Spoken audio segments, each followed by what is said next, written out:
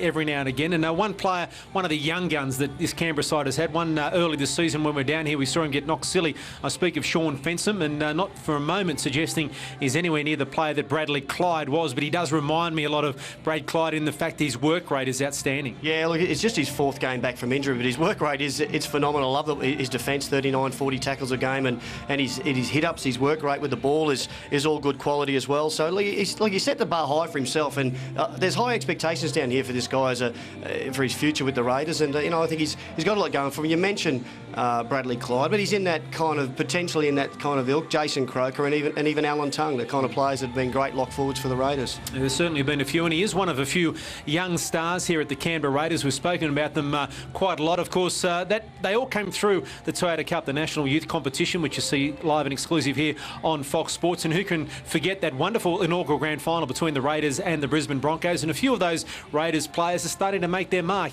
in the NRL. And Melinda Farrell has caught up with a few of the Canberra young guns to find out about that transition.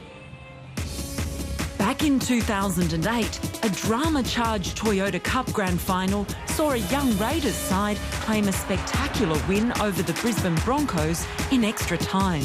Picker, what will he do? Chips it through. Croker comes down with it. Croker back in for the support. Canberra, here's the competition. And the foot race, they score. And the Raiders have won the Toyota Cup. Yeah, it was awesome. Just remember and dreams of having a grand final exactly like that, and scored under the post and golden point, and yeah, it was just unbelievable. It was like, the world was at our feet. I'd never played in that atmosphere till then, that grand final day, but it was a great feeling, and coming away with the win was probably go down with the best memories that I've ever had. 2 years on, players from that victorious side make up around a third of Canberra's regular first-grade team, an impressive strike rate. It was sort of weird. There was a stage there last year when we sort of debuted one by one for about 4 or 5 weeks in a row there, so that definitely helped. Off the field, we're good mates, and on the field we help each other. We talk through it, if we're nervous we can talk to each other. We've been through a lot of games together before in the Toyota Cup, and just making that transition to NRL made it that much easier. A fractured cheekbone kept Joel Thompson out of the 2008 grand final, but as an integral part of that side, he's happy to have the support of his mates when facing hurdles in the NRL.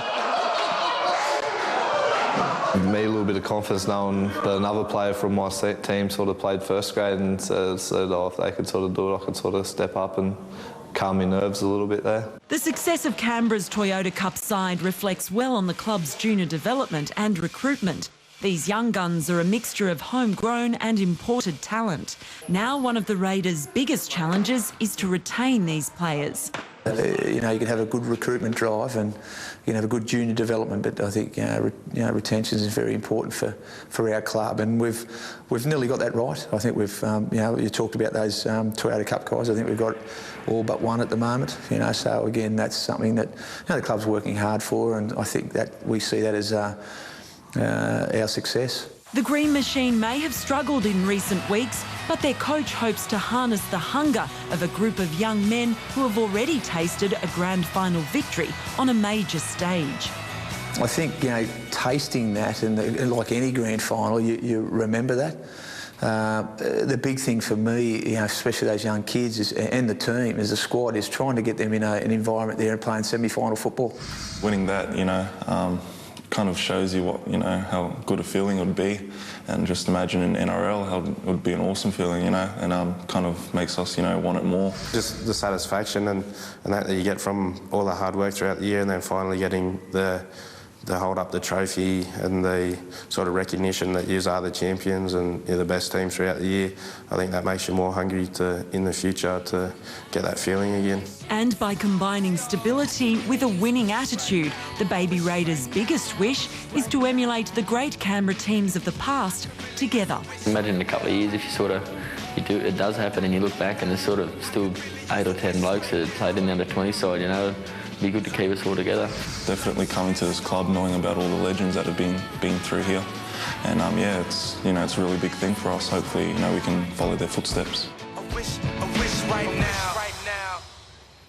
Well, they certainly do have some great young talent here at Canberra. Sadly for them, one of them is leaving to join the Roosters. Justin Carney, I speak of, hasn't played since breaking his leg last year against the Titans, but they do have some very good young talent. You mix that in with some of the older heads, and they've got a pretty good side in the making. One old head that they would love to have out there is, of course, Alan Tongue, and he is downstairs with Renee Gardner.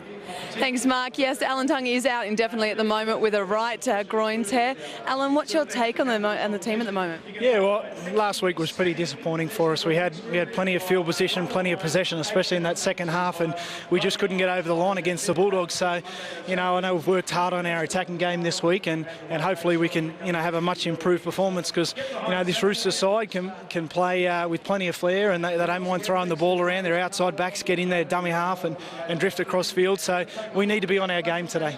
Coming back to Bruce Stadium's normally a comfort for Canberra, but only won 2 games at home so far. What's changed compared to the other years? Yeah, not too much has changed. I think we're just, just playing out of confidence at the moment. We probably just haven't got that cohesion that we've had in the past, and at home here, we have been disappointed with, obviously each team likes to play their best footy at home and give their fans a real treat. We haven't done that this year. We've got 6 out of these last 10 games at home, and I know we want to, put in a much better performance today. Sorry, a bit cold, Denny. It is chilly.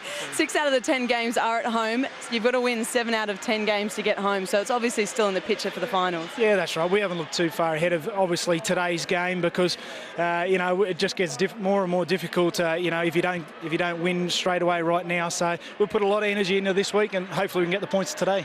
Best of luck with injury, and thanks for today. Thank you. Cheers. Thank you. Missing him, the Canberra Raiders, Alan Tongue, of course, out with injury. And we'll have a look at the Roosters now, and they have some very good young talent as well. It's not just restricted to Canberra. And one player that I think has really developed this year is Frank Paul Nuasana.